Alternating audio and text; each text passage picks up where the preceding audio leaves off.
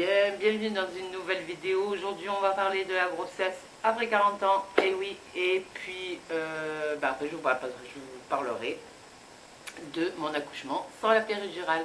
Alors c'est parti, on y va. Alors comment vous dire, quand j'ai appris que j'étais enceinte, j'étais presque deux mois et demi et je ne savais pas. Donc aucune douleur au niveau des seins, aucun retard de règles, mis à part les dernières qui étaient pas comme d'habitude, c'est pour ça que j'avais fait un test de grossesse. Et puis aucun symptôme, aucune envie de vomir, rien du tout. Donc moi je pensais pas à ça, mais comme mes règles là elles n'étaient pas normales, je me suis dit je vais quand même en faire un, on sait jamais parce que tout peut arriver dans la vie. Donc j'ai décidé d'en faire un et le test était positif, et donc de là j'ai consulté mon gynécologue pour me quand même faire une échographie, me dire que oui il y avait bien, parce que bon on pouvait avoir des œufs qui sont pas clairs, voilà, on peut vous dire vous êtes enceinte mais l'œuf n'est pas clair, le cœur ne bat pas, ou bon il peut y avoir des tas de trucs. Donc vous consultez quand même votre gynécologue, il vous fait une échographie et il vous confirme la grossesse. Donc de là s'ensuit toutes les prises de sang que vous avez à la grossesse. Ça c'est magnifique, c'est un truc que j'avais horreur quand j'étais enceinte des deux grandes. Et me dire que j'avais toutes les prises de sang à faire, que les prises de sang il fallait les faire, le maquillage c'était l'enfer. Bref, c'est pas grave.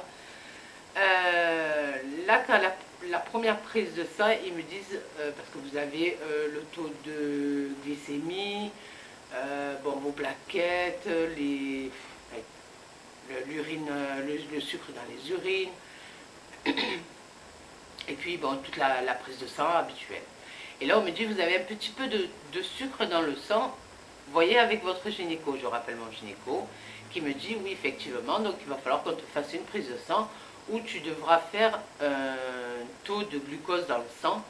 Donc ce qui veut dire qu'en fait vous faites votre prise de sang à jeun, on vous donne de l'eau avec du sucre qui est infect mais horrible, c'est du sucre, c'est dégueulasse.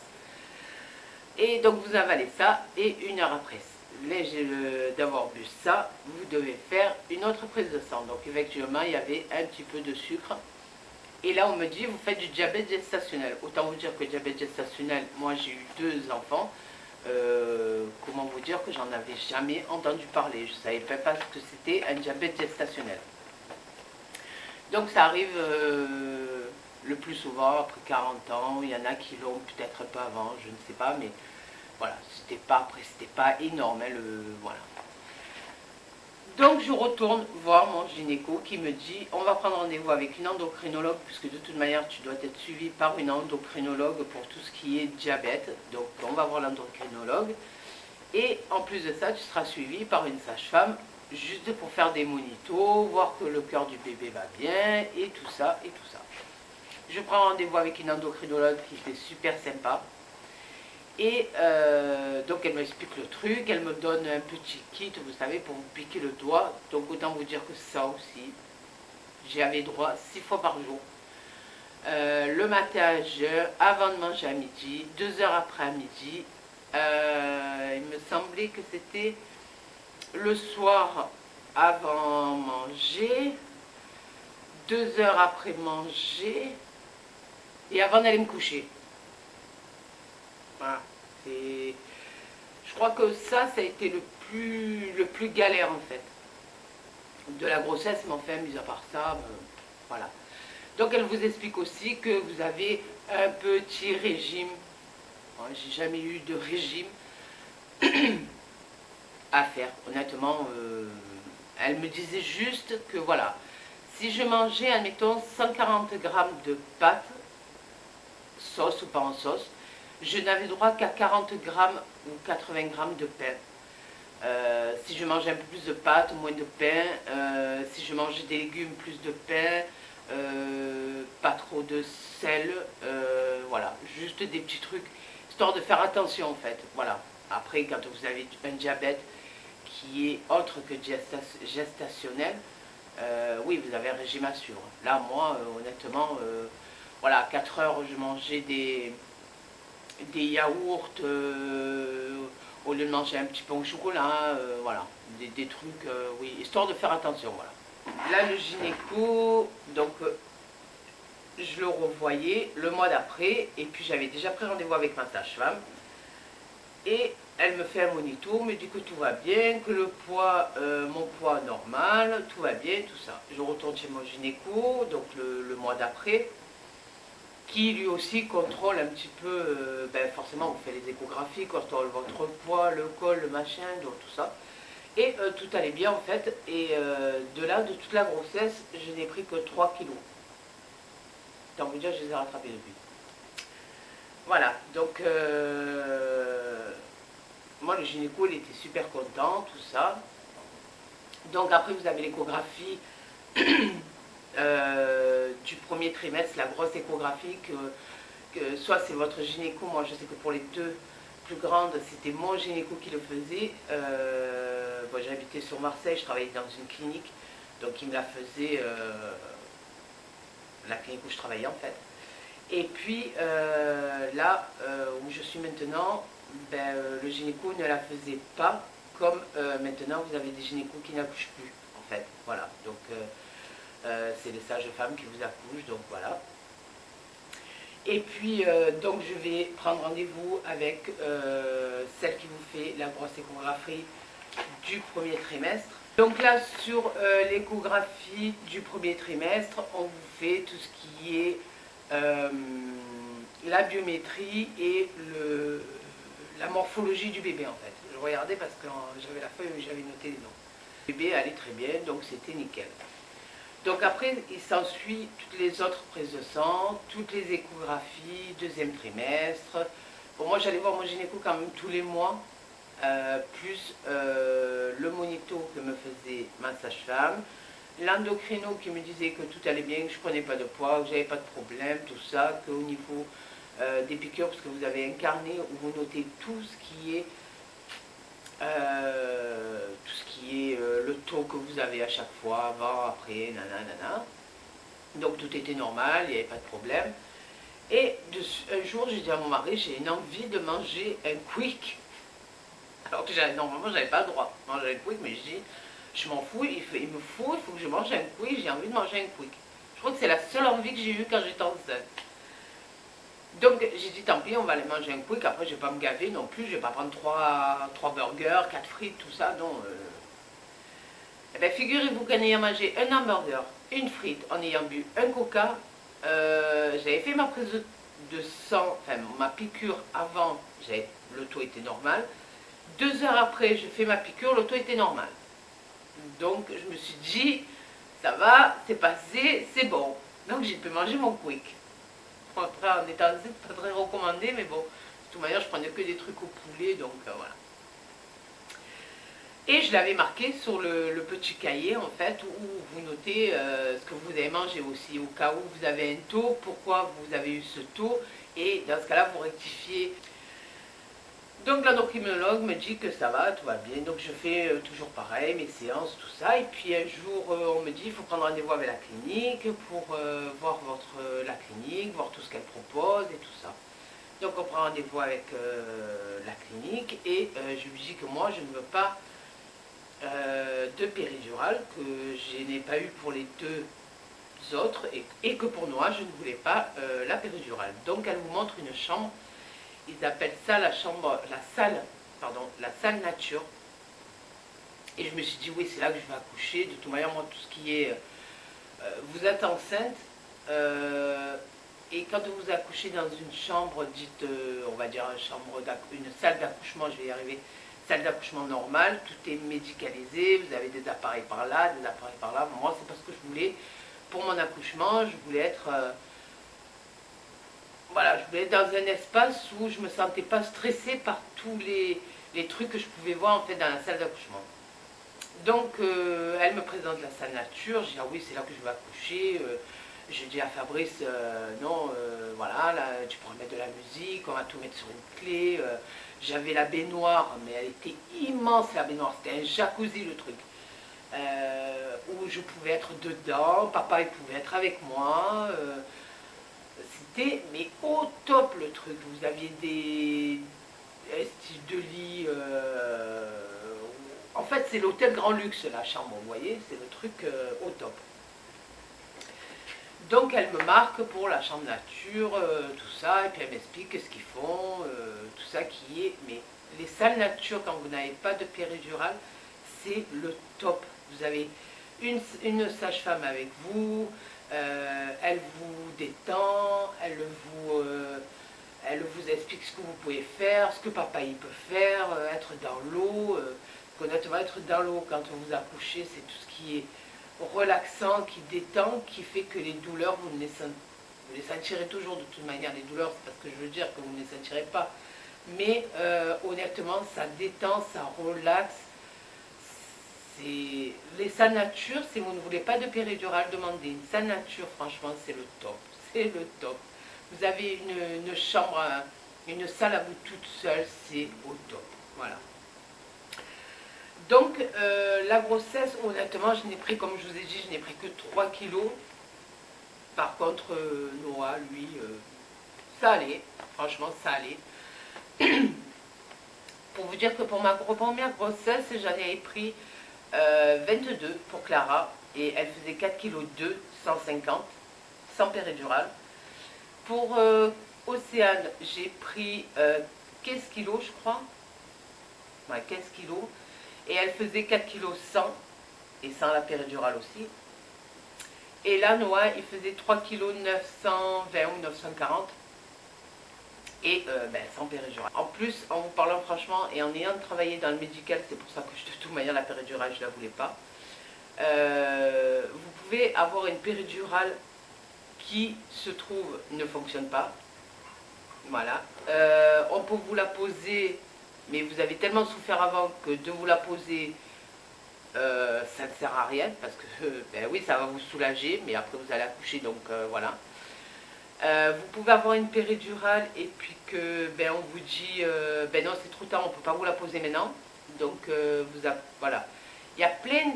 Après, il n'y a pas que des inconvénients à avoir une péridurale. Vous pouvez très bien avoir une péridurale où on vous la pose, vous ne souffrez pas, mais vous n'avez pas toutes ces choses de l'accouchement, sentir les douleurs, les poussées, parce que là, avec la péridurale, vous ne pouvez pas pousser, c'est elle qui va vous dire, là, il y a une contraction, il faut que vous poussez, mais vous, la contraction, vous ne la sentirez pas.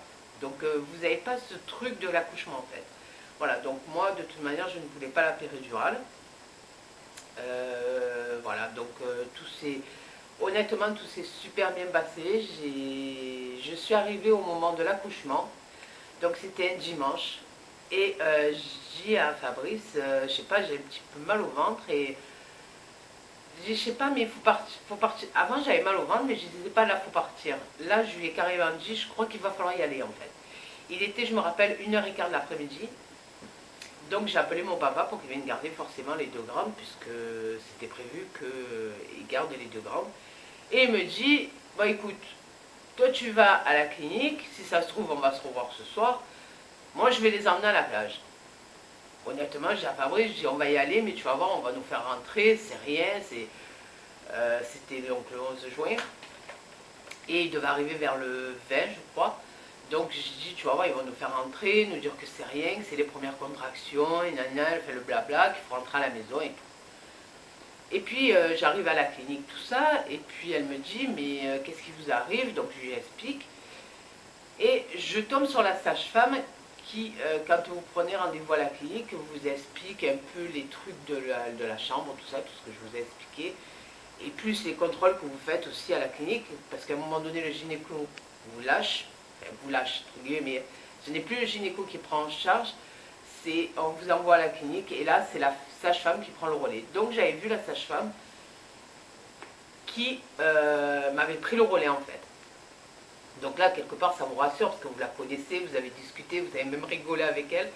Donc franchement là c'est quand il vous arrive ça, que vous voyez une personne où le visage déjà il n'est pas inconnu on va dire, franchement ça, quelque part ça rassure quoi.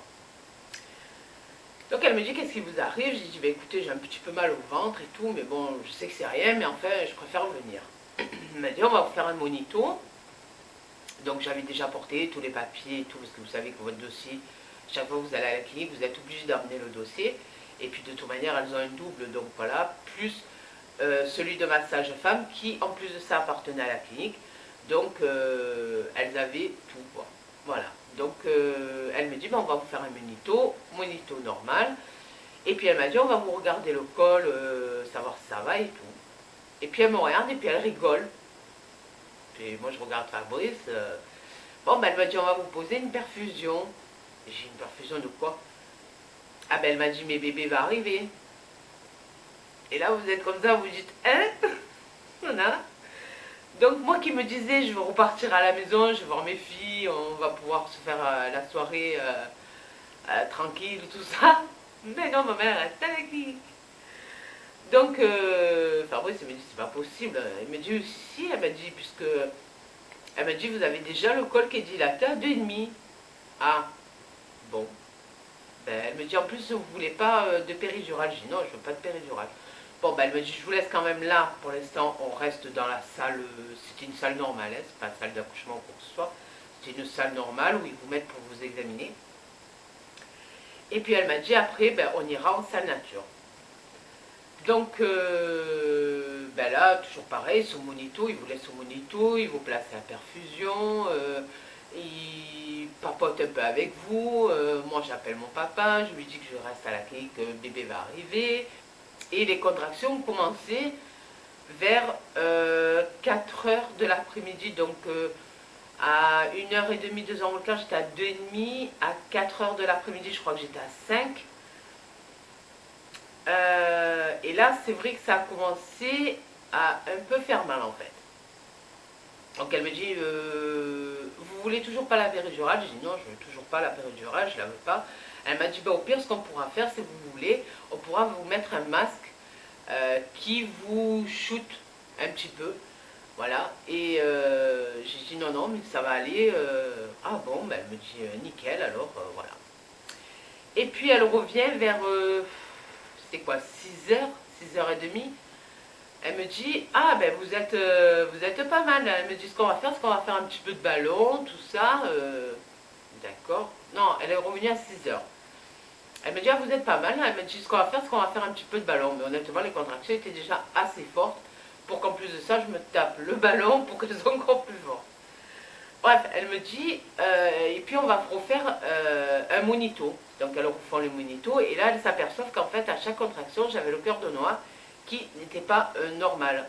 Dès que la contraction s'arrêtait, il avait son cœur qui était normal, mais dès que j'avais une contraction, j'avais des pics qui devaient être en haut, étaient en bas. Pas descendant beaucoup, mais un petit peu. Donc elle me dit, en fait, on va vous mettre sur le côté gauche, parce que je crois que bébé, il n'aime pas les contractions. D'accord. Elle me dit, par contre, je ne vais pas pouvoir vous passer dans la salle nature. Alors là, vous commencez à flipper, mais d'une force. Vous dites, ça y est, on va me brancher là, me brancher là. Bon, elle m'a dit, non, non, vous inquiétez pas. Tout est nickel, tout est bien. Il y a juste que bébé n'aime pas les contractions, donc on va vous passer sur le côté gauche. Mais elle m'a dit, en attendant, je préfère vous laisser là. Donc bon, on est resté là. De toute manière, moi, j'étais dégoûtée parce que je me suis dit, ma salle nature avec mon bain et tout, je l'aurais pas. Donc voilà. Et puis, à quelle heure? 7, 6h15 à peu près, il était. Ouais, parce que Noah est arrivé à 18h41. Elle me dit, est-ce que vous avez des envies de pousser? J'ai dit, ben oui, ça fait déjà bien 5 minutes que j'ai envie de pousser. Ah, elle me dit, donc on va s'installer. J'ai dit, ben oui, au cas où, ouais. J'ai dit, il faudrait peut-être là quand même. Donc je suis arrivée donc, en salle d'accouchement, donc normale, pas médicalisée ni rien du tout. Puis voilà, et puis Noah est arrivé à 18h41 et elle me dit, mais vous avez fait un beau bébé, 3 kg 920 ou 940, comme je vous ai dit, je ne sais plus. Et voilà, donc il y avait juste une légère petite déchirure, mais bon, rien de très méchant. Mais sinon, voilà, honnêtement, ma grossesse s'est super bien passée. Comme je vous ai dit, j'avais pris que 3 kilos. Je crois que depuis, j'en ai pris, je crois que ça a été le coup de pas manger ci, pas manger là, pas manger ci, je me suis rattrapée depuis. Et puis, ben, l'accouchement qui, malgré que j'ai pas eu la saine nature, franchement, c'était au top. Papa, il a été, mais plus que plus que génial en fait. Il me rassurait, il me parlait. C'est vrai que ça, avoir quelqu'un à côté de vous,